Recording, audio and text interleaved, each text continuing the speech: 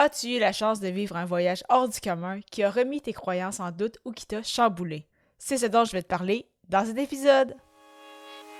Les médias sociaux en affaires est ton rendez-vous hebdomadaire pour en connaître davantage sur les différents réseaux sociaux et les plateformes de création de contenu dans un contexte d'affaires. Chaque semaine, je répondrai à une question thématique qui te permettra d'appliquer concrètement ces conseils pour ton entreprise. Si tu reconnais l'importance et la puissance des réseaux sociaux ainsi que de la création de contenu pour ton entreprise et que tu souhaites en apprendre davantage sur cet univers, tu es au bon endroit. Je suis Amélie Delebel, travailleuse autonome dans le domaine des communications et marketing depuis février 2020. Je travaille avec les réseaux sociaux et dans la création de contenu depuis 2014. Les médias sociaux en affaires est mon deuxième podcast après Athlète Entrepreneur, lancé en janvier 2019. Bienvenue sur mon podcast. Salut et bienvenue sur les médias sociaux en affaires, épisode 234. Alors qu'aujourd'hui, je réponds à la question « As-tu vécu un voyage hors du commun? » Comme tu le sais, il s'agit de la 24e journée de ce défi créatif J'envoie 2024, alors que tout au long du mois de janvier, j'ai publié un épisode par jour avec soit une contrainte créative ou une thématique. Et bien évidemment, la thématique du jour est un voyage hors du commun. Comme tu t'en doutes, et j'en ai déjà parlé sur ce podcast-ci, sur mes réseaux sociaux et autres, mon voyage hors du commun a clairement été mon voyage au Japon en septembre 2018. Puis, en fait, pour quelle raison c'est ça? Ça a chamboulé ma vie. C'est ça la fin donc, de mes études universitaires. Je pensais passer 2-3 semaines en Europe. Finalement, avec mon copain, on a discuté. On a décidé de se lancer dans une toute autre aventure en passant 3 semaines et demie au Japon, plus précisément à Tokyo uniquement. J'y suis même retournée au printemps dernier, donc à Tokyo, mais également pour visiter Osaka, Nara, Kobe et Kyoto. Et j'y retourne même d'ici à environ 2-3 semaines avec mon copain, donc pour là, cette fois-ci, découvrir un peu plus l'hiver au Japon. Donc, on peut dire que c'est ça, que ça l'a quand même marqué, que ça m'a quand même beaucoup marqué cette première rencontre avec le Japon.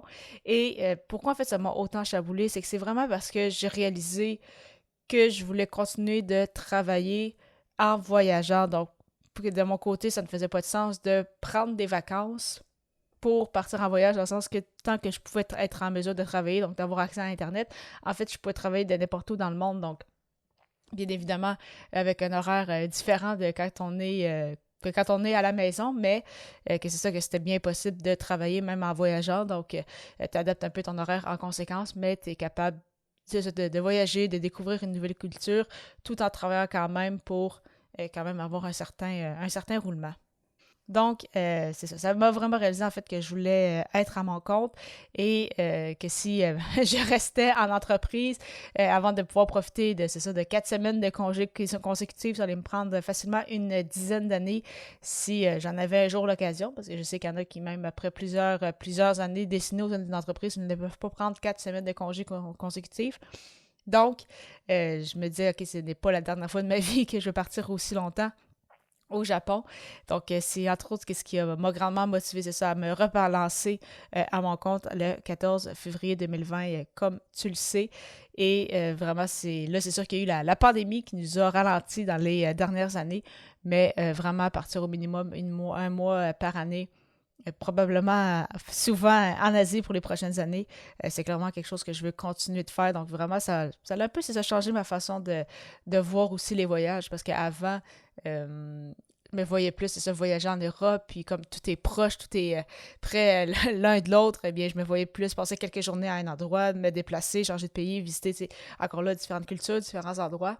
Mais j'ai vraiment appris à me reposer, à rester vraiment à un endroit un peu plus longtemps, vraiment, je sais ça, développer une routine à cet endroit-là, essayer de vivre un peu comme si je vivais à la maison, mais dans un autre environnement.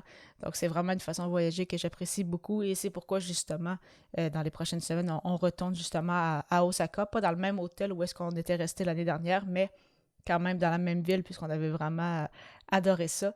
Donc, c'est un peu comme ça maintenant que je vois les choses. Et prendre vraiment des vacances, je m'en souviens plus vraiment c'est quand la dernière fois que j'ai pris ça. Donc, c'est arrivé au cours des dernières années que des fois, c'est peut-être pris des fois 2-3 jours où disons que je regardais pas beaucoup mes affaires ou justement quand j'étais tombée malade, là, c'est sûr que ma charge de travail diminuait aussi.